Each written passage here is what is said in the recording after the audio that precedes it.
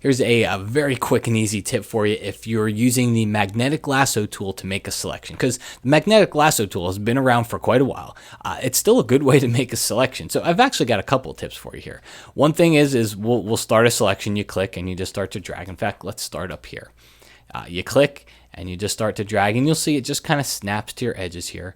And as I go along here, you're going to see, watch what happens. See how it starts to lose the edge. No matter what I do, I'm trying to bring it around and it's not picking up that edge. So tip number one is you help it. You click and you kind of say, I want that as an edge. And now you can see it starts to get a little bit easier. It starts to pick up the edge. So you can click and lay down an anchor point. Again, I'm going to be dragging along here. I've got a whole bunch of tips in this a tip within tips.